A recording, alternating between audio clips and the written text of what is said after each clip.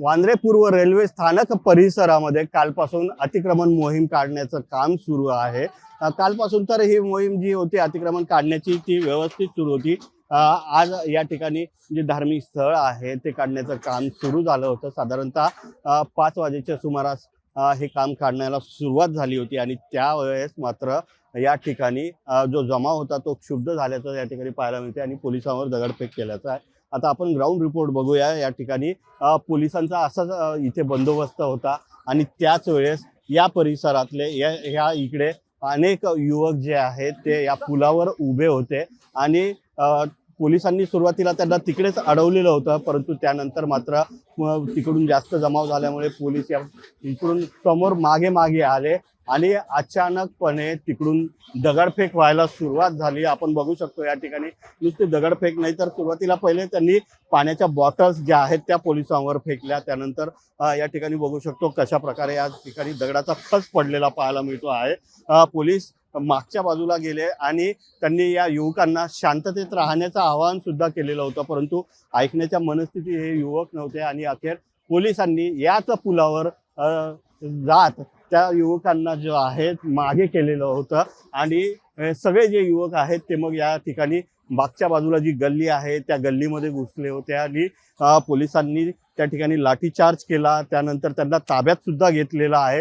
अनेक जणांना या ठिकाणी ताब्यात घेतलेलं आहे। ज्यावेळेस हा सगळा प्रकार घडत होता त्यावेळेस पोलिसांवर दगडफेक होत होती आणि पोलीस तरी सुद्धा त्यांना शांततेत राहण्याचं आवाहन करत होता, परंतु जे युवक जे आहेत ते मात्र ऐकण्याच्या मनस्थितीत नव्हते आणि दगडफेक करू लागले। या ठिकाणी बाजूला बघितलं तर जे अतिक्रमणधारक आहेत ते या ठिकाणी त्यांनी आपलं सामान या ठिकाणी आणलेलं आहे।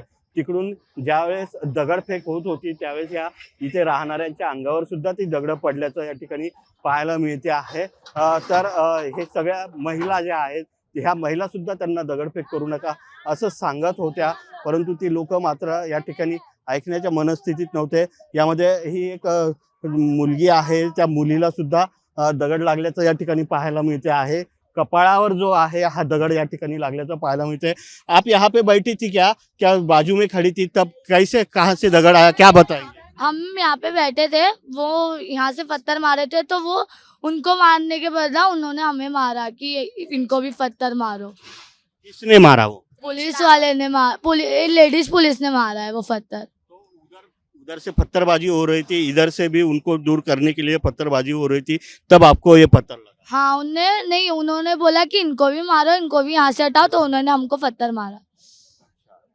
तर आपण बघितलं या ठिकाणी दगडफेक होत होती। या युवकांना मागे करण्यासाठी पोलिसांना सुद्धा दगडफेक करावी लागलेली आहे आणि या दोन्ही बाजूंनी दगडफेक होत असताना या ठिकाणी एका मुलीला सुद्धा हा दगड लागलेला आहे, परंतु पोलिसांनी जेव्हा ही सगळं कारवाई करत असताना आतमध्ये गेलेत आणि अनेक युवक जे आहेत त्यांना सुद्धा या ठिकाणी ताब्यात घेतलेलं आहे।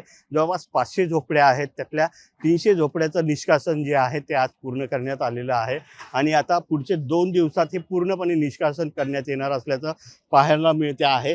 तर जवळपास 1500 पोलिसांचा बंदोबस्त या ठिकाणी होता, परंतु जमाव क्षुब्ध होता आणि त्यांना शांततेचं आवाहन करत होते तरी सुद्धा दगडफेक करत होते आणि त्यानंतर या ठिकाणी पोलिसांनी लाठीचार्ज सुद्धा केलेला आहे। 2 बाजूला ज्या प्रार्थना स्थळं होती त्या दोन्ही बाजूची प्रार्थना स्थळं काढत असताना पोलिसांना सौम्य लाठीमार करावा लागला होता आणि आता मात्र परिस्थिती जी आहे ती पूर्णपणे पोलिसांच्या नियंत्रणात आहे आणि पुढच्या काही मिनिटांमध्ये ही जी अतिक्रमण कारवाई जी आहे ती आजच्या दिवसाची संपणार आहे आणि उद्या मात्र ही कारवाई सुरू होईल। त्यावेळेस पुन्हा पोलीस बंदोबस्त जो असणार आहे तो किती असणार आहे आणि कशा प्रकारे परिस्थिती जी आहे ती पोलीस हाताळतात हे पाहणं महत्त्वाचं ठरणार आहे। व्हिडिओ जर्नलिस्ट ललित शाह, मनोज कुलकर्णी, जय महाराष्ट्र, मुंबई।